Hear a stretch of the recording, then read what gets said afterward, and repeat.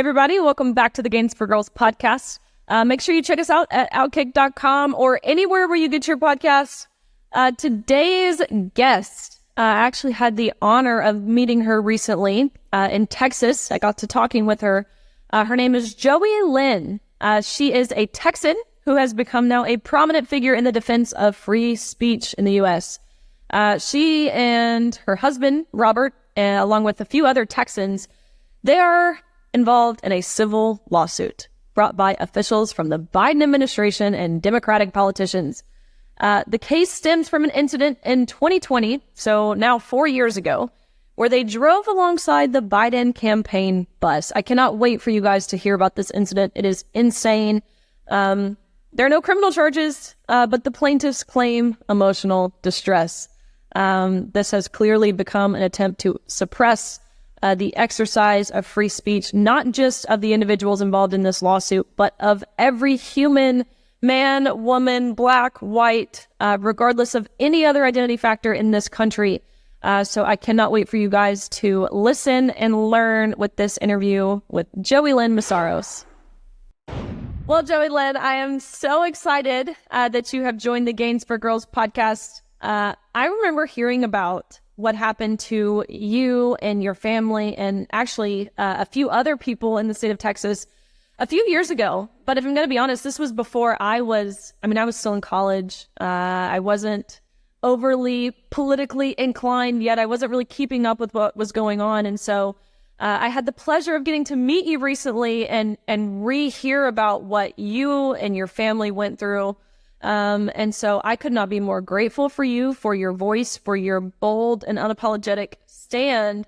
But I wanted to give you the opportunity to just refresh a lot of us. I'm sure a lot of people already know, but refresh a lot of us about what you went through, what's been going on now. Gosh, I mean, I guess these past 3-4 years since the incident.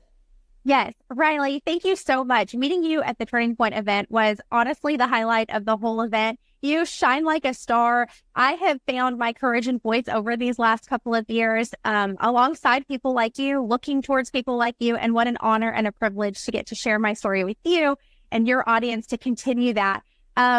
So my husband and I, along with several other Texans, are being sued by Biden's White House officials and Democrat politicians in federal court under the Ku Klux Klan law of 1871 for exercising free speech, which was in support of President Trump, that offended these individuals. So the Biden-Harris campaign staffers were driving in a campaign bus during the 2020 election, early election time. We drove next to them on the road with a Trump flag in a Trump train formation. We made viral news. Trump tweeted about it. He talked about how awesome it was. We thought it was an awesome way to show our support in Texas. Like you, I wasn't really political. It was just fun for me. And then getting sued for that, 0 criminal charges, just learning that they were infringing on a constitutional right to free speech that we had to exercise the same way they did, just rocked my socks. And I thought, I got to do something about this. And so 4 years later, we have been battling this in federal court. Oh my gosh. So you mentioned this, I guess, law, however you want to word it, that you're being sued under, but the reports I have read are basically they're suing for like emotional distress. Yeah.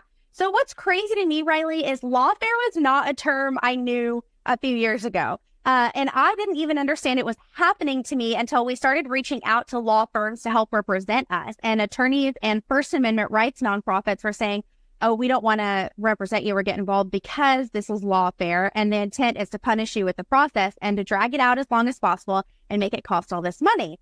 And so when we were looking at the law they were using, this Ku Klux Klan law, it's archaic. It's from 150 years ago. Republicans actually put this law into place to protect people of color who were at the time recently emancipated from slavery and seeking to work, go to school, and vote. And so we're like, why is this the law that they're using against us? This is really curious that this of all laws would be the law that they would pick. And now in the past 4 years, we've seen them use the same law against President Trump. for January 6th, Brandon Stratko with the Walk Away campaign. It's the same law that was used against Doug Mackey, who was facing 10 years prison time for the Hillary Clinton meme. They are suing Dinesh D'Souza and True the Vote for their 2000 Mules documentary. So the same individuals have concocted this little blueprint or recipe to infringe on free speech rights that they don't like and to try to squash it. And so when we realize that this is a test balloon they're trying to push out to silence free speech in America, we're like, oh no, not on our watch. Somebody has to fight this. So who better than a homeschool mom? No one better. To answer your question, there's no one better. It's amazing to see. I mean, as you said, you're just a mom. This is never something that you wanted. This is never something you sought after. So there really could not be anyone better or more suited to set the precedent that, hey, we cannot back down. I think this is crazy. For flying a flag, driving next to the Biden campaign bus. I mean, have you always believed in the way that you do politically? Have you always aligned conservative? No. What's so crazy? I just was sharing with Breitbart that I didn't know if I was going to vote for Biden or Trump in 2020. That is how disconnected I was. My son was in public school.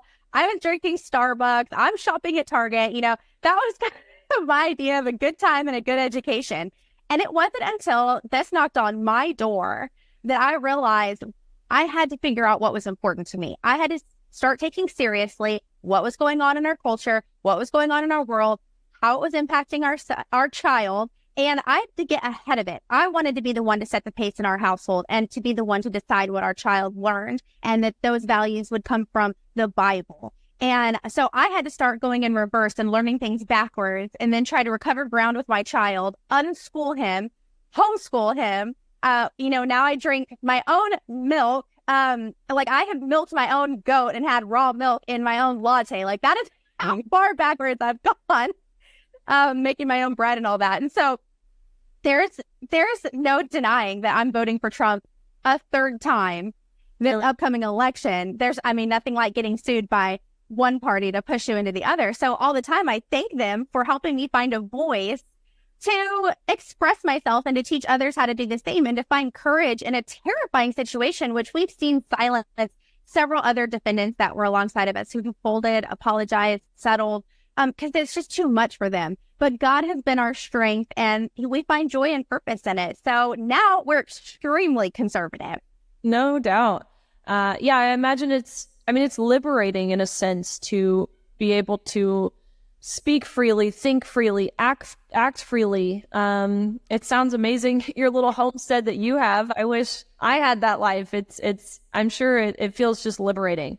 But you mentioned some of the other, plaintiffs, or I guess people who are involved in the lawsuit who have had to back down. And for good reason, I will say. I don't blame a lot of these people. I understand the hurdles, or I guess I don't personally understand, but I can imagine the hurdles that you've had to jump over, right? I can't imagine this has been easy on you or your family from an emotional perspective, from a time investment, from a financial perspective. Can you speak to what this has looked like? And again, the hurdles you have had to overcome. Yes, you are so in tune to that. You're absolutely right. It has been this black cloud that follows us around of stress and anxiety, especially in the upstart when we didn't really understand what was going on, why this was happening. Mainstream media was calling us political extremists, domestic terrorists, Christian nationalists, threats to democracy. Whoopi Goldberg in The View said that first we'd fly Trump flags next to the Biden bus, but later we'd be burning crosses in people's front yards. And I'm thinking to myself, what is happening that I don't even have a voice to advocate for myself? My child was scared that we were going to get taken from him, that he'd get taken away. We were getting death threats, hate mail. People were threatening to rape me. It was insane the way that the left was essentially told to hate us, and then they acted on that just from the media. And so God has really had to do a big work in us to continue to give us faith and joy and hope that we look forward to a victory and to truth coming out, and that the rest of that has to fall by the wayside and go on the back burner so we can prioritize this fight. So when I see other people settling, like you said, I don't blame them. I understand the toll that that takes on a family and the choice you have to make to be miserable in this to fight the good fight. They've even tried to force us to settle. They filed an order with the judge trying to force us to settle. And we fought that. We essentially chose to continue enduring the abuse because we believe that the outcome is important enough to do that. And so we've got the Obama appointed judge. We have the gag order. We have the unfair, oh, I love it. It's a baby. Sorry, the trash guy just got here. I love it. Far out really quick. Lady. I'm glad it's you and not me. It's usually a chicken. That's so funny. Oh my gosh. No, she's a sweetie pie. She's had a litter of puppies. So she's like, yeah, she's Mama Bear. Anyways, if you could just remember, what were the last thing? Yes. So I was about to go on about the Obama appointed judge and the gag order. Please, sorry. Okay. No. So okay, just like start there. Yeah, if you could. Okay. Yeah. So we've got the Obama appointed judge, the gag order. Our trial by jury of our peers is in Austin, Texas. We've got all the same lawfare goodies, the lawfare treatment, like a spa package that the lawfare left loves to use against their opponents. We see happening to Trump is happening to us. And so there are 20 DC attorneys and multiple nonprofits funding this lawsuit from the White House down against average Americans that didn't even have legal representation. I understand why it was too much for them. But through grassroots efforts, God has given us the resources to continue fighting and to essentially be the tip of the spear for all Americans' free speech rights. And so we cashed out our 401k. We retained an attorney that was willing to take us, the only one willing to do it. And we decided to fight back. And so after, almost 4 years of litigation, every time our bill has come through, we've been able to pay it thanks to the help of We the People fundraising, our legal defense fund. And we expect to see a victory in court by using the same evidence they plan to use against us to vindicate ourselves and show their conspiracy. Again, just really insane stuff that is affecting people who never sought this out. You've mentioned you've been called names.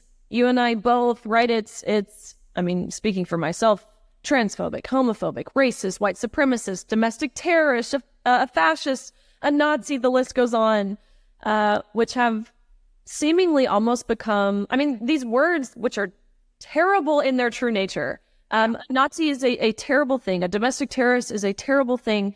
Yes. These words, and when they are thrown around by the media, when they are thrown around by our government, our elected officials, they lose their true meaning. The word racist has become, it's lost its true meaning, which again is a terrible thing in its true nature. So why do you think it is that they label people like you and myself as these right-wing extremists? Yeah. First of all, I love this, that you even took the conversation here. I'm really excited to speak on it. I want to just bounce back to the doctor really quick and say that he decided to fight because he wanted to bring meaning and purpose to this that has knocked on his door. And I think that's exactly what you did. That is what I've done. I love that this man is doing it. And I love watching average people rise up around the nation and say, oh, not on my watch. What do you picked the wrong one? And so that gives me courage watching other people, and we get to link arms.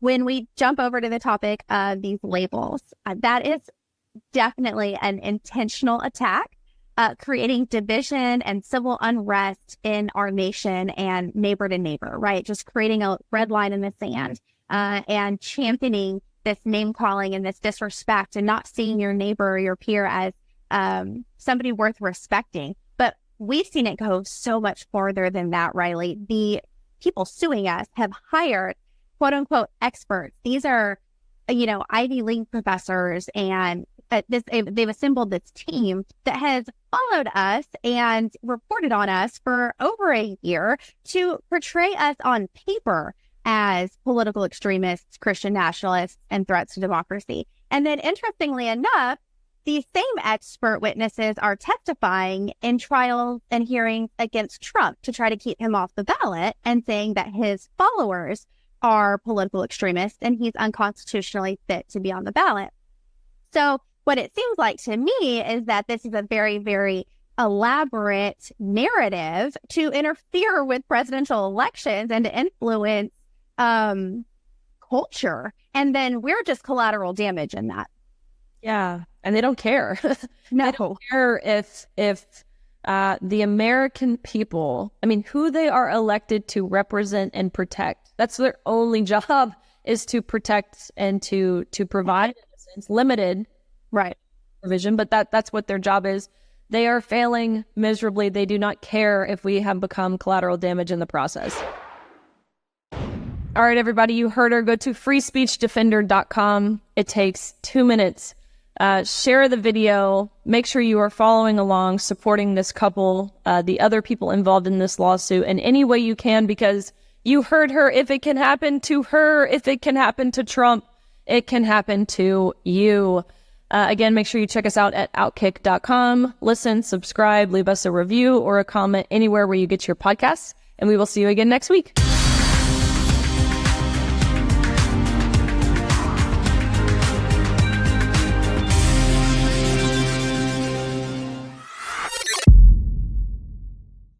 Hey everybody, thank you so much for watching. The fight to save women's sports and restore common sense is far from over, and I continue the conversation every week. So make sure to catch more content over here and subscribe to OutKick so you don't miss a thing.